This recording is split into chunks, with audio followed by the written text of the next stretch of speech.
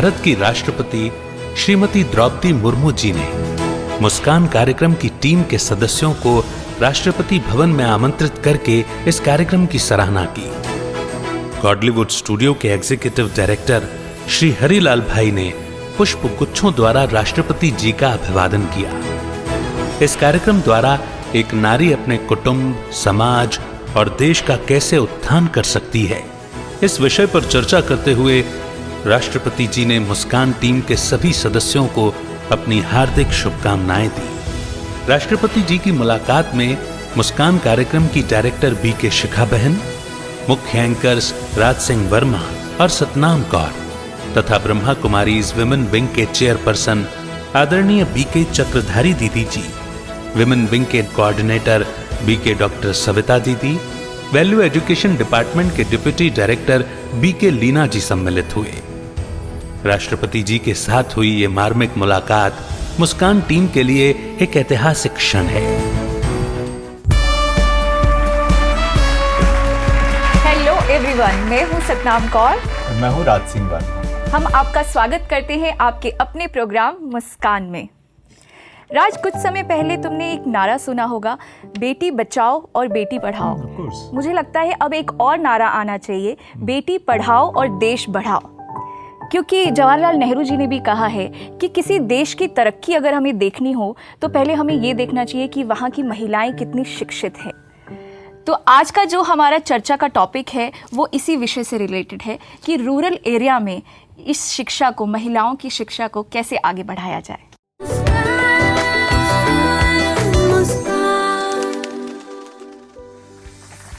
इस चर्चा को आगे बढ़ाने के लिए आज हमारे पास एक्सपर्ट्स हैं और पैनलिस्ट हैं जो इस एरिया में बहुत ही एक्सपीरियंस्ड हैं। सबसे पहले हम वेलकम करते हैं senior Brahma Kumari teacher BK Savita ji का। वेलकम सविता जी। अभिनंदन करते हैं डॉक्टर मुकेश गोयल जी का। नमस्कार। वेलकम। मिसेस लीना महेंद्र जी का। नमस्ते। मिसेस निष्ठा मल्लिक जी का। नमस्कार। अब हम एक छोटा सा रिसर्च देखेंगे जो इस टॉपिक पर किया गया है।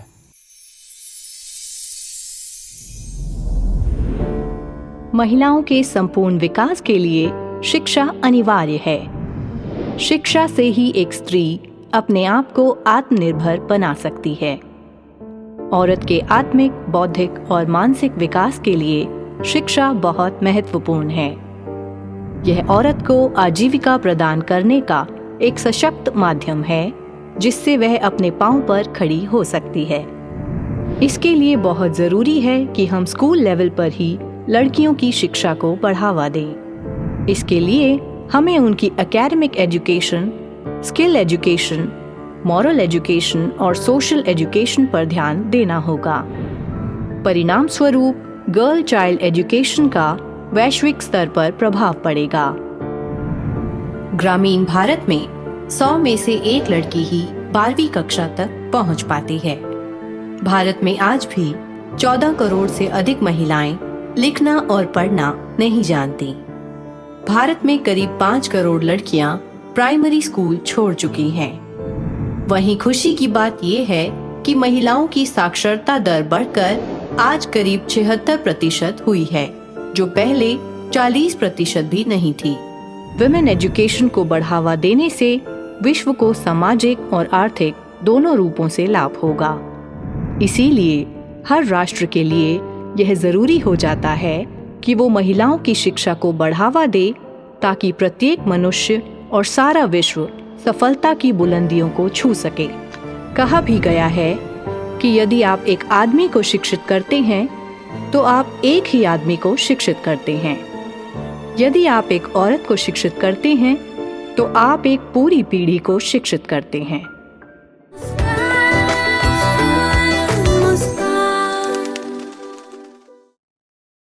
हम जानना चाहेंगे डॉक्टर गोयल से, क्योंकि एजुकेशनिस्ट हैं आप, एजुकेशन से आपका गहरा संबंध है, तो इस मानसिकता जो सॉरी स्टेट है, ये मानसिकता की जिसकी वजह से वो आगे नहीं आ पा रही है, इस पर आपका क्या कहना है, आपके क्या विचार है और इस पर कुछ कार्य किया गया है तो कहाँ कहाँ रुकावटें आई है, हम आपसे जानेंगे। लेकिन उससे पहले हम जानते हैं डॉक्टर मुकेश गोयल जी के बारे में कुछ। डॉक्टर मुकेश गोयल मैनेजमेंट के प्रोफेसर हैं और वर्तमान में मैनेजमेंट इंस्टीट्यूट मुंबई के निर्देशक हैं। आप पिछले 11 साल से उच्च शिक्षा के क्षेत्र में देश के युवाओं को शिक्षित कर उनका विकास कर रहे हैं। आप यूपी के एक मिडिल क्लास ग्रामीण परिवार से हैं। आपने फिजिक्स में एमएससी किया है, साथ ही आपने मार्केटिंग में एमबीए भी किया है और आपने मैनेजमेंट में पीएचडी की डिग्री भी प्राप्त की है। अपना वेल पेड जॉब छोड़कर आपने देश के युवाओं की सेवा करने के उद्देश्य से शिक्षण और प्रशिक्षण के लिए ही खुद को समर्पित कर दिया। ग्रामीण क्षेत्रों में गर्ल चाइल्ड एजुकेशन और विमेन एजुकेशन के लिए भी आपका योगदान सराहनीय है। आपने फार्मास्यूटिकल इंडस्ट्री में भारत के अलावा रशिया और जर्मनी में 2 दशकों तक कार्य किया है। आपने देश विदेश की सैर की है और विदेशों में एक लंबा समय बिताया है। आपको विभिन्न विदेशी संस्कृतियों का अनुभव है।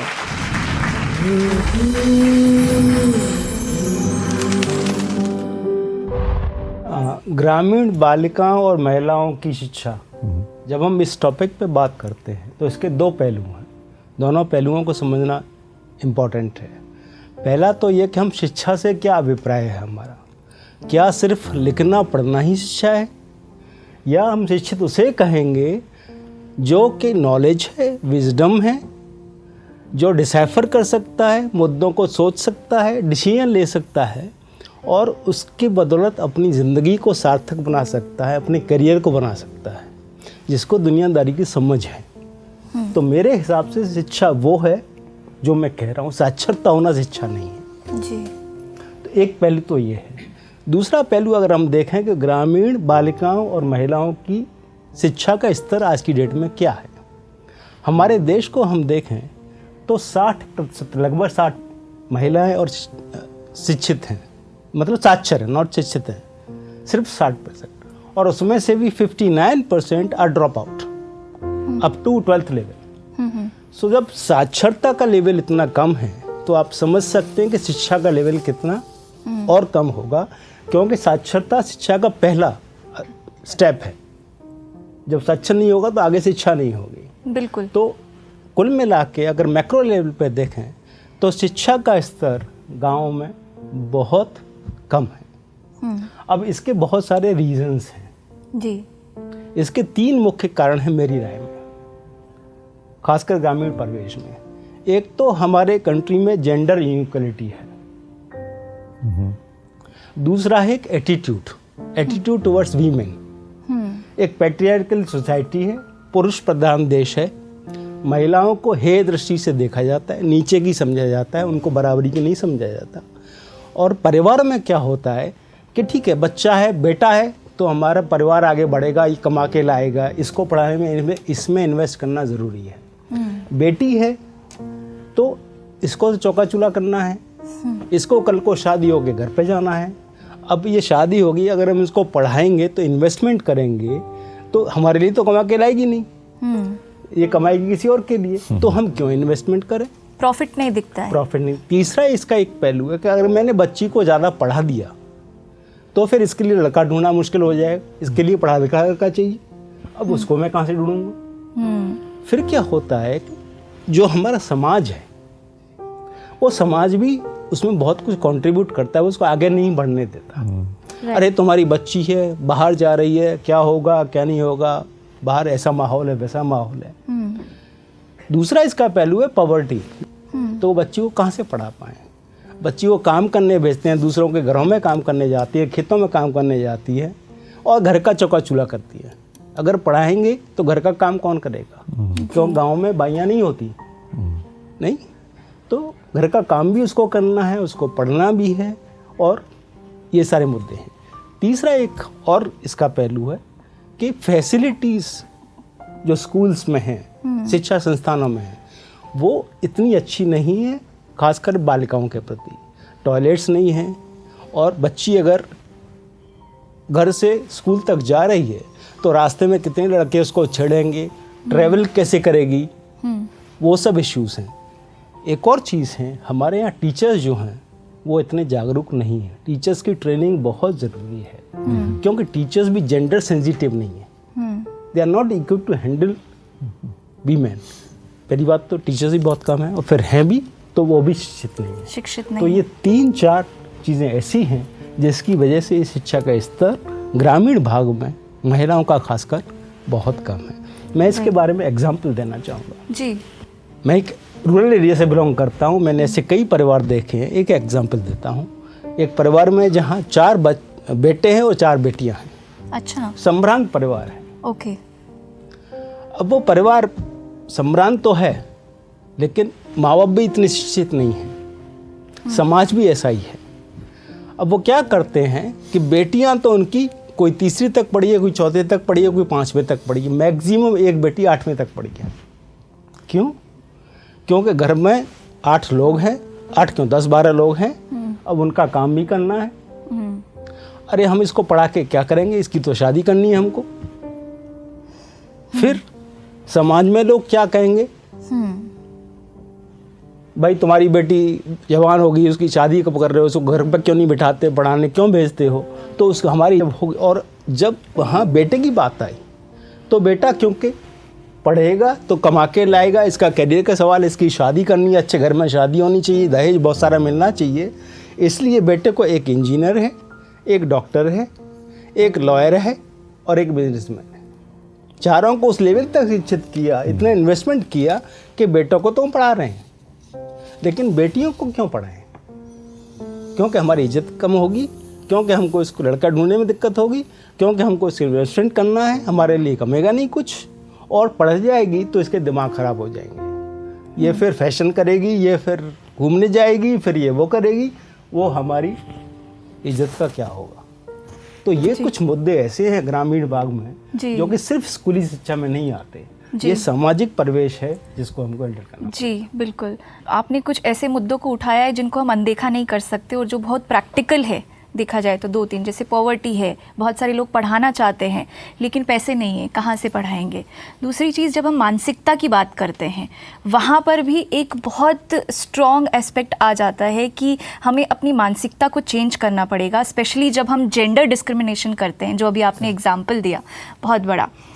इसी चर्चा को आगे बढ़ाते हुए मैं अगला प्रश्न जो है वो विंग कमांडर निष्ठा जी से करना चाहूँगी, लेकिन उससे पहले मुझे लगता है एक बार हम जानते हैं निष्ठा मलिक के जीवन के बारे में। विंग कमांडर निष्ठा मलिक एक एकेडमिशियंस के परिवार से हैं।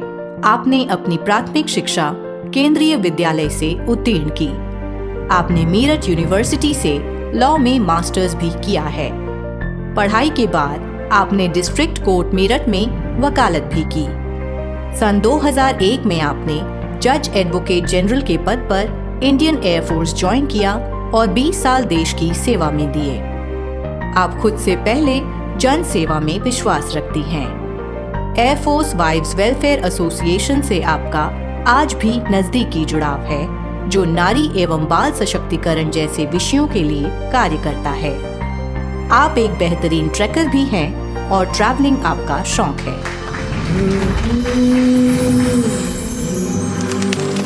मैं डॉक्टर गोयल के ही पॉइंट्स को आगे बढ़ाते हुए उसमें थोड़ा सा एडिशन करना चाहूँगी कि वो रीज़न्स तो बहुत वाजिब हैं जो सर ने दिए हैं। मेरे हिसाब से 2-4 रीज़न्स और हैं जो इस रूरल बैकग्राउंड की लेडीज़ को या उनको महिलाओं की शिक्षा में बाधा पहुंचाते हैं। सबसे पहले जो मेरे जहन में एक आता है पॉइंट, वो ये है रिलीजन से रिलेटेड। बिकॉज आज भी जो ग्रामीण परिवेश में रहने वाले लोग हैं वो धर्म से बहुत जुड़ाव रखते हैं। तो वो उनको लगता है कि अगर हमने अपनी बेटी को आगे बढ़ाया तो ऐसा ना हो कि हमें इस जाति से या हमारे धर्म से बाहर निकाल दिया जाए। क्योंकि आज की तारीख में भी कई जनजातियां ऐसी हैं जिन्हें लगता है कि नहीं, बेटी को हम घर से बाहर नहीं भेजेंगे या बेटी को लड़कों से इंटरेक्ट नहीं करना चाहिए, ठीक है। और या फिर बेटी अगर बाहर निकलेगी तो पता नहीं किन किन लोगों से जाके मिलेगी, तो समाज वाले क्या कहेंगे। ये जो समाज का डर है, उसमें धर्म का जो डर है, उसकी वजह से भी लोग पीछे हट जाते हैं लड़कियों को पढ़ाने से। राइट। दूसरा है इसमें जो महिला वर्ग है वो भी बहुत कंट्रीब्यूट करती है काफ़ी हद तक, क्योंकि एक महिला दूसरी महिला को सपोर्ट नहीं करती। एक औरत जो खुद अनपढ़ है, जिसको पढ़ने की कभी तमन्ना रही होगी, जिसने एडजस्टमेंट कर लिया सो कॉल्ड कि ठीक है मुझे मौका नहीं मिला, तो उसे लगता है कि अगर मैं पढ़ भी लेती, मुझे इसी समाज में रहना था, काम तो मेरा यही है, तो मेरी बेटी कौन सा आगे जाके इसमें क्या करने वाली है। राइट। वो उसका एक ब्रॉड पर्सपेक्टिव नहीं देख पाती कि कितना फ़ायदा उसकी बेटी को होगा, उसका पर्सनल डेवलपमेंट कितना होगा उस लड़की का। वो सोचती है कि जब मैंने भी तो यही किया है, मेरी नानी ने भी यही किया, मेरी माँ ने भी यही किया, मेरी बेटी भी यही करेगी। वो उसको कभी, वो भी एक फैक्टर है कि जो लड़कियों को आगे नहीं बढ़ने देता। एक बिलीफ सिस्टम जो बहुत कड़ा बन गया है, बहुत बना हुआ है कि भाई सारी औरतों का तो यही काम है, हम तो यही करते आ रहे हैं, तुमको भी यही करना है, सदियों से यही करते आ रहे हैं, तो इसमें कौन सी नई। और ये इसमें कोई वो बिकॉज उन्होंने उस एबनॉर्मलिटी को ना नॉर्मल बना लिया अपने लिए। राइट। वो उसी परिवेश में ढल गई, उन्होंने अपनी सोच वैसी बना ली, तो वो आगे कभी उससे बढ़ ही नहीं पाती हैं जी। एक और जो है इसमें रीज़न जो मुझे नज़र आता है कि गाँव में, क्योंकि लेडी से ज़्यादा एसोसिएट करती है एंड जेंडर डिफरेंशिएशन बहुत है, तो लेडी टीचर्स का ना होना, लेडी टीचर्स नहीं होती हैं गांव के स्कूल में, क्योंकि जो भी पढ़ लिख जाता है वो हर कोई शहर की तरफ भागना चाहता है। सबको शहरी जीवन चाहिए, सबको अपने जीवन का ऊंचा स्तर बनाना है। उन्हें लगता है कि गांव में हमारा डेवलपमेंट नहीं है या हमारे बच्चों का नहीं होगा, तो शहर की तरफ भागे, जिसकी वजह से गांव में जो है लेडी टीचर्स नहीं होती। That is one of the main reasons कि they don't want to send their daughters to the school also, कि एक मेल टीचर होगा, वो पढ़ाएगा, क्या करेगा, कैसे बच्चों को देखेगा, किस तरह से रखेगा, किस तरह ढंग से बातचीत करेगा, वो भी एक बहुत मेन बड़ा रीज़न मैं मानती हूँ इसका होने के लिए। मुझे लगता है इसके दो पहलू निकल के आ रहे हैं। एक है एक टेक्निकल पार्ट जो कि एक गवर्नमेंट को इसके ऊपर मुझे लगता है कि कदम उठाना चाहिए, और एक है हमारी सोच, हमारी मानसिकता, जिसे हमें बदलने की बहुत ज़्यादा ज़रूरत है। जैसे कि गोयल साहब ने भी कहा कि फैमिली को इम्पोर्टेंस ही नज़र नहीं आ रहा है उसका, कि बेटी को पढ़ा के करेंगे क्या। राइट। तो ये भी एक बहुत बड़ा मुद्दा है, और हमें इन दोनों मुद्दों पे अलग अलग तरीके से मुझे लगता है सोचने की ज़रूरत है। हमने कुछ लोगों से बात की आज के विषय के बारे में, education of girl child and rural women. तो उनकी राय और उनके एक्सपीरियंसेस कैसे रहे हैं देखते हैं इस वीडियो के ज़रिए।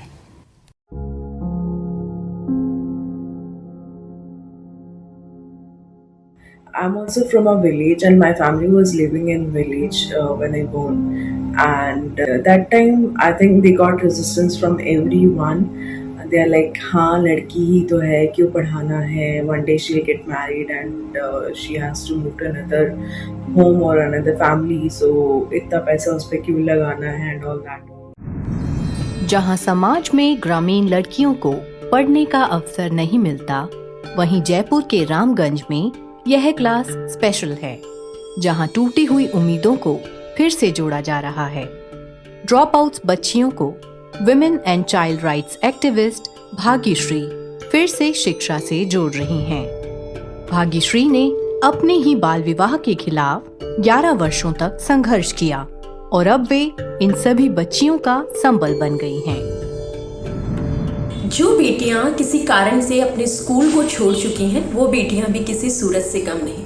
इंसान को अगर दूसरा मौका दिया जाए तो अपने जीवन को परिवर्तित कर सकते, और इस बात का एहसास मेरी ये 2200 बेटियां मुझे हर दिन करवाती। इस अभियान के तहत हम लोगों का पूरा फोकस है कि हम लोग उनका हॉलिस्टिक डेवलपमेंट, हॉलिस्टिक एम्पावरमेंट कर पाएँ, और इसके तहत हम लोग डॉक्टर्स का परामर्श, हमारे साइबर एक्सपर्ट्स की ट्रेनिंग, सेल्फ डिफेंस की ट्रेनिंग, हमारे जो डाइटिशियन है उनके द्वारा फूड एंड न्यूट्रिशन को लेके जो अवेयरनेस है वो, और पुलिस अटैचमेंट मुख्य रूप से हम लोग करवाते हैं, ताकि इनके अंदर से वो भय निकले और अपने जीवन में ये आगे बढ़ पाएं। ये सभी बेटियां डूंगरपुर, बांसवाड़ा, उदयपुर तथा जालौर, अजमेर, जयपुर की ड्रॉप आउट्स बेटियां हैं। इस अभियान में 2200 बेटियों को शामिल किया गया है।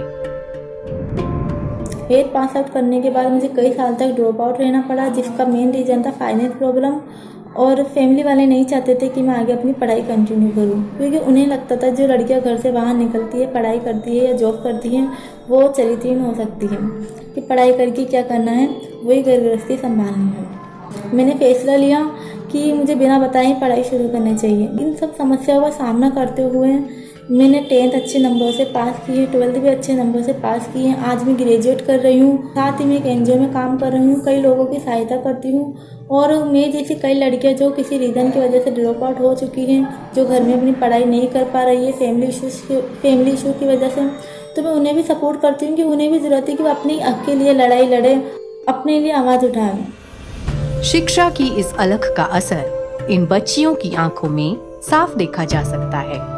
वाकई ही संघर्ष के बाद ही सफलता की गाथा लिखी जाती है।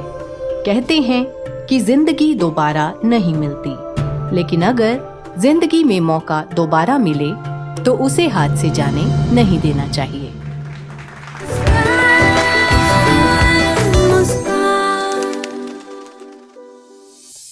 तो अब हम जानना चाहेंगे हमारे एक्स ब्यूरोक्रेट से, मिसेस लीना महेंद्र जी से, कि गवर्नमेंट के क्या क्या सपोर्ट हैं और उसके इम्प्लीमेंटेशन क्या वाकई हो रहे हैं।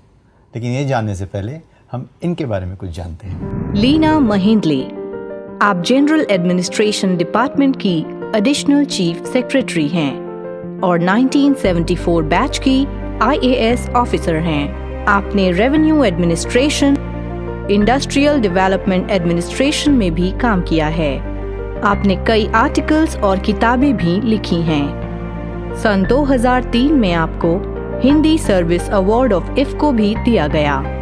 इसके बाद सन 2005 में ऊर्जा संरक्षण हेतु आपको एनर्जी कंजर्वेशन अवार्ड भी मिला है। व्यावसायिक प्रशिक्षण देकर आपने देवदासी को सशक्त किया। उन्हें आर्थिक सहायता देने के लिए सरकारी जमीन पर देवदासियों के लिए भवन निर्माण का कार्य भी करवाया। यह सभी कार्य आपने सांगली में डिस्ट्रिक्ट कलेक्टर के पद पर रहते हुए संपन्न किए।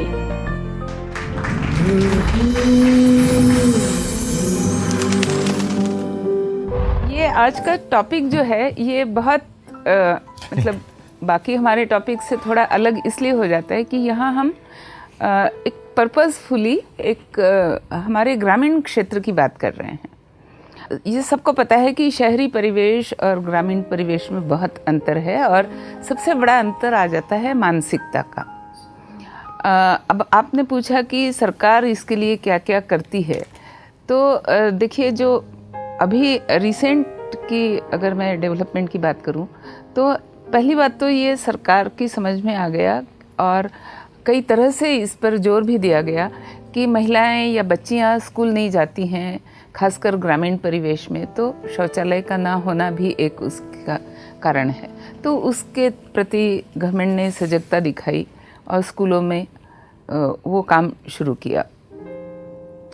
लेकिन कई ऐसे मुद्दे हैं जहाँ पर अभी भी मुझे लगता है कि जो सरकारी योजनाएं हैं वो बहुत कम पड़ रही हैं। शिक्षा क्या है इसको हम समझें और हर कोई, हर माँ बाप और हर बच्चा ये जानना चाहता है कि मैं जो कुछ स्कूल में सीख रही हूँ या सीख रहा हूँ क्या वो मेरे लिए रिलेवेंट है। तो शहरी क्षेत्र में क्या हो जाता है कि एक दूसरे का देखा देखी सब लोग ये मान बैठे हैं कि हाँ जो भी पढ़ाया जा रहा है स्कूल में वो रिलेवेंट है और उनके सामने दूसरा लक्ष्य ये है कि हमें तो भाग करके यूरोपियन या अमेरिकन कंट्रीज़ में जाना है।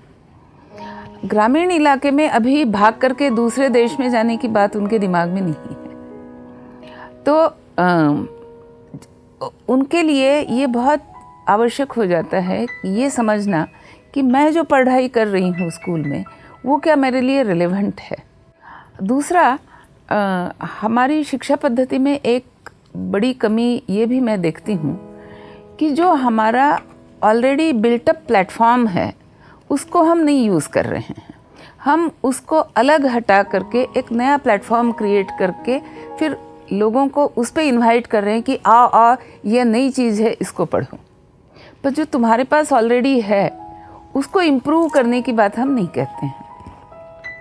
एक छोटी सी बात जो आज सुबह मेरे दिमाग में आई जब मैं कमरे की खिड़की से बाहर झांक रही थी और पूरी पहाड़ियों पे पलाश के फूल खिले हुए हैं और मैं हठात मुझे लगा कि एक ज़माना ऐसा था कि palash used to be a big asset for the rural economy.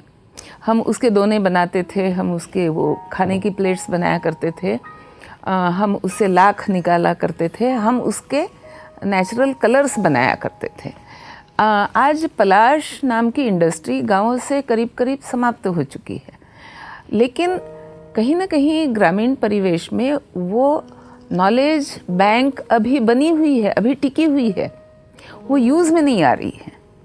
तो हम अपनी शिक्षा को खास करके ग्रामीण इलाके में हमें वैसे तो हम बात कर चुके हैं और बार बार करते रहेंगे कि पूरी शिक्षा में ही हमें वोकलाइजेशन, वोकल एजुकेशन की बहुत आवश्यकता है, लेकिन ये ग्रामीण परिवेश के लिए ये और ज़्यादा आवश्यक हो जाता है। मैं आणंद का उदाहरण देना चाहती हूँ। आणंद में यानी जो अमूल डेयरी की मैं बात कर रही हूँ, वहाँ काम करने वाली जितनी महिलाएं हैं, मिल्क रिवोल्यूशन, वो सारी की सारी शहर के मापदंड से या यूनिवर्सिटी के मापदंड से अगर देखा जाए तो वो शिक्षित नहीं है, लेकिन वो अपने उद्योग को बड़ी खूबसूरती से संभाल रही हैं। तो यहाँ पर हम रिलेवेंट एजुकेशन की बात आ जाती है। तो फिर वो जो स्कूल में सीख रही है वो तो टोटली डिस्कनेक्ट हो रहा है। मुझे ऐसा लगता है कि जिस मुद्दे की हम बात कर रहे हैं वो थोड़ा सा गंभीर है और कॉम्प्लेक्स है।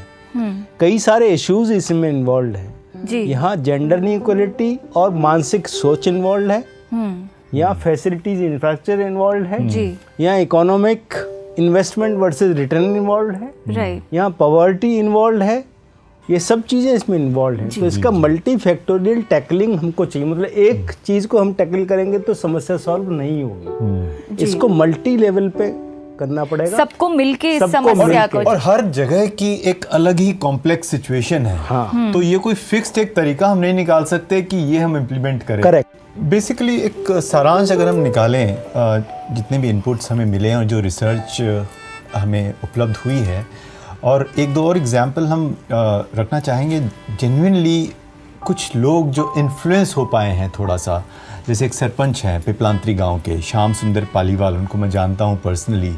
तो एक बार एक सरपंच अगर इन्फ्लुएंस हो जाता है सच्चाई से तो वो बहुत कुछ कर सकता है। तो उन्होंने अपने गांव में, उनका पहाड़ है, रेगिस्तान, राजस्थान में ही राजसमंद में गांव है, जहाँ पहाड़ उन्होंने फॉरेस्ट डिपार्टमेंट के एक फंड होते हैं 15,000 रुपये, जो फॉरेस्ट को उसको डेवलप, फॉरेस्ट में ग्रीनरी लगाने के लिए यूज़ होता है, उन्होंने यूज़ किया और वहाँ एलोवेरा लगा दिया। कुछ नहीं किया, एलोवेरा लगा दिया और सभी महिलाओं को कहा कि आप एलोवेरा के प्रोडक्ट्स बनाए, क्योंकि फ़ंड तो था। उन्होंने खाली उन्हें कनेक्ट कर दिया और एलोवेरा के प्रोडक्ट्स बेचकर हर महिला जब पैसे कमाने लगी, 100 रुपये 200 रुपये, उसे इज्जत मिलने लगी। जैसे हमने कहा, पॉवर्टी की वजह से उन्हें एजुकेशन की तरफ नहीं जाने दिया जाता कि पैसे खर्च हो जाएंगे। जब महिला पैसे लेके आई तो अचानक उनका बिहेवियर, एटीट्यूड, मेंटालिटी थोड़ा परिवर्तन हो गया, और एक शुरुआत हो गई। एटलीस्ट महिलाएं ओके, हम सक्षम हैं, उनके अंदर एक ओपनिंग हो गई जहां हम एक स्पिरिचुअल इंटेलिजेंस भी उन तक पहुंचाया जा सकता है। तो ऐसे थोड़े थोड़े इनिशिएटिव अगर हमारे शो के ज़रिए कुछ NGOs तक पहुंचे, कुछ वॉलंटरी ग्रुप तक पहुंचे और ऐसे किए जाएं। और एक एग्जांपल याद आता है, जैसे आपने कहा वन विभाग के अंदर काफ़ी फॉरेस्ट होती है जिनके आदिवासियों को नॉलेज होती है फूड प्रोडक्ट्स के मेडिसिनल वैल्यू के बारे में। फॉर एग्जांपल मोरिंगा, जो $300 की एक शीशी मिलती है, जो फ्रीली ग्रो होता है महाराष्ट्र में। तो एक अभी एक संस्था है, उन्होंने वनवाड़ी है, तो उन्होंने उनको एजुकेट किया कि आपके जो प्रोडक्ट हैं हमको दीजिए, हम इसको बेचेंगे अमेज़ोन पे। उनको अच्छे पैसे देने लग गए और उनको इतना अच्छा लगा, उन्होंने आदि मानव एकेडमी शुरू कर दी आदिवासियों ने, जो वहाँ पहुँचाते हैं, और कुछ साइकिलें ला के दे दिया, भाड़े पे साइकिलें चलाइए। तो इस तरह से लड़कियाँ थोड़ी आगे आई, एजुकेट होने शुरू हो गई, और हम आशा करते हैं कि और भी इस तरह का मोमेंटम बढ़े। और आपके जो सुझाव है, आपके जो इंसाइट्स है, उसे सुनकर लोग थोड़े से जागृत हों और एक्सेलरेट करें, ताकि महिलाओं के चेहरे पर मुस्कान आए, और महिलाएं मुस्कुराएगी, खिलखिलाएगी तो देश खिलखिलाएगा। जी बिल्कुल। इम्पोर्टेंस की जहाँ पर सर ने भी बात की थी कि इसके साथ साथ हमें खुद भी इम्पोर्टेंस समझने की ज़रूरत है। बीइंग अ लेडी हमें खुद भी जानना होगा कि एक्चुअल में हमें वहाँ से कैसे निकलना है। तो इसके ऊपर मैं एक स्पिरिचुअल एंगल का भी आपसे सॉल्यूशन चाहूँगी दीदी, कि एज अ फीमेल, मुझे अपने अंदर अगर वो चीज़, वो शक्ति लानी है, वो बदलाव लाना है, तो मैं उसको कैसे लेकर आऊँ? लेकिन ये जानने से पहले जानते हैं इनके जीवन के बारे में कुछ। Brahma Kumari doctor Savita Rajyoga education and research foundation Mount Abu के विमेंस विंग की हेडक्वार्टर कोऑर्डिनेटर हैं। सन 1989 में आपने राजस्थान यूनिवर्सिटी से MBBS की डिग्री प्राप्त की। सन 1991 में आपने माउंट आबू में स्थित global hospital and research centre join किया और सन 2000 तक अपनी सेवाएं प्रदान की। सन 2001 से लेकर आज तक भी आप अपनी सेवाएं माउंट आबू में स्थित ब्रह्मा कुमारीज ईश्वरीय विश्वविद्यालय के मुख्यालय में दे रही हैं। आप Brahma Kumaris academy for a better world की फैकल्टी मेंबर हैं और आपने मानव कल्याण हेतु बहुत से सुंदर विषयों पर लेक्चर्स और सेमिनार्स भी दिए हैं, जैसे mind management, stress management, meditation as medicine, art and science of positive thinking आदि।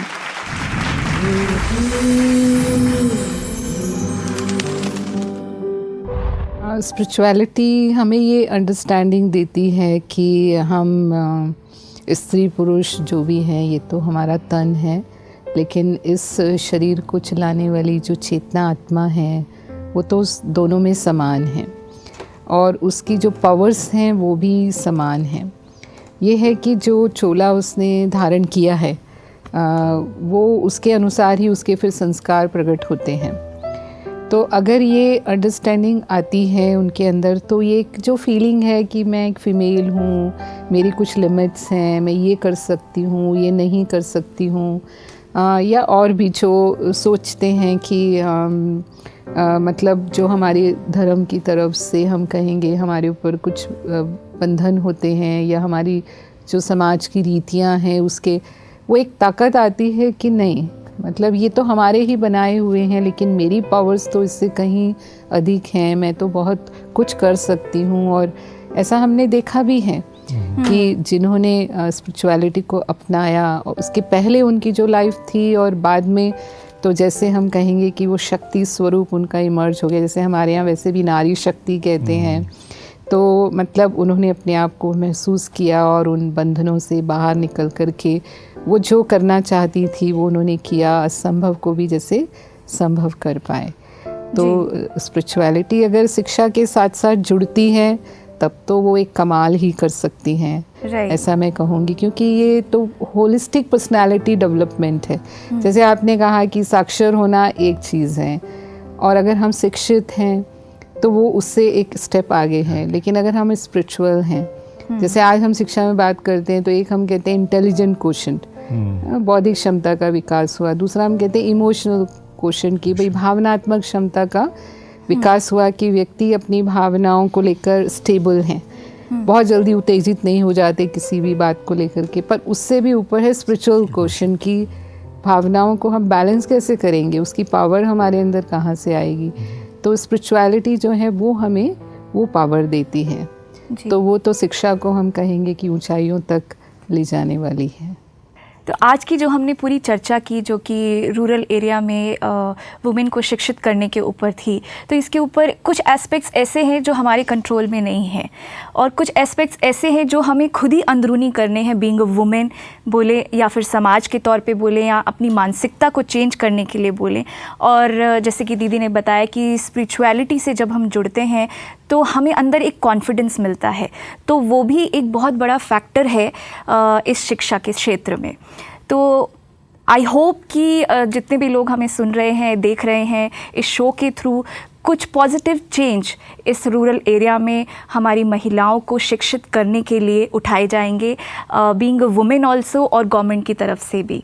तो इसी के साथ हम आज का ये प्रोग्राम यही समाप्त करते हैं, एक प्यारी सी मुस्कान लेके। तब तक खिलखिलाते रहिए, मुस्कुराते रहिए। नमस्कार। मानव जीवन के लिए शिक्षा का महत्व धमनियों में दौड़ने वाले रक्त जितना महत्वपूर्ण है। इसे समाज की विडंबना ही कहेंगे कि अब भी कुछ लोग शिक्षा की उपयोगिता और गंभीरता को समझ नहीं पाए हैं। लीना जी का यह सुझाव अत्यधिक अनुकरणीय है कि भारत के गांवों में शिक्षा की अलख को पुरजोर तरीके से जगाए रखना चाहिए। इस हेतु विशेषतः महिला शिक्षिकाओं की भर्ती होनी चाहिए। भारत की आत्मा गांव में बसती है, इसलिए गांव-गांव में विद्या जागरूकता अभियान चलाया जाना चाहिए। समाज की इस जरूरत को समझते हुए ब्रह्मा कुमारीज के राजयोग एजुकेशन एंड रिसर्च फाउंडेशन द्वारा गांव-गांव में शिक्षा का प्रचार प्रसार योजनाबद्ध तरीके से किया जा रहा है।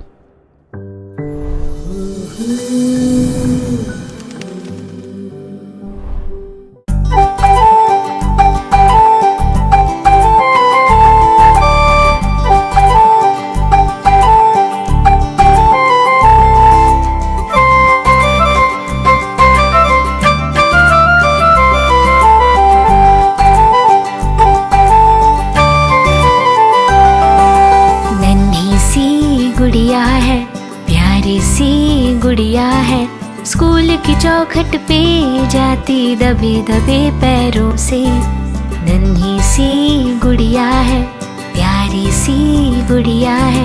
स्कूल की चौखट पे जाती दबे दबे पैरों से, छोटे छोटे पलकों पे सपने नए सजाती है, लिखती है अपने सपने जब एक नोटबुक पे। सपनों का जिसको मतलब पता भी नहीं, फिर भी दिल में उम्मीदें लिए ये फिरती है। गुड़िया प्यारी गुड़िया, छोटी गुड़िया, गुड़िया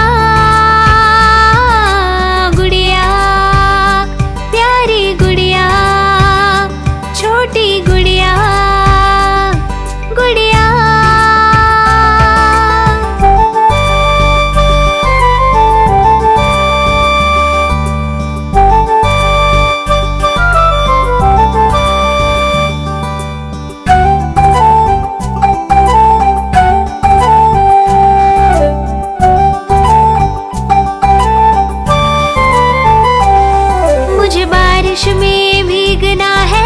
कीचड़ में छपाना है, मुझे दुनिया भर के खिलौनों के संग वक्त बिताना है। कभी कभी मैं ये भी सोचूं स्कूल नहीं जाऊं, पर माँ पापा की बात याद आ जाती है। अगर सपने पूरे करना है तो मेहनत तुमको करना है, जी जान से तुमको पढ़ना है और आगे बढ़ना है।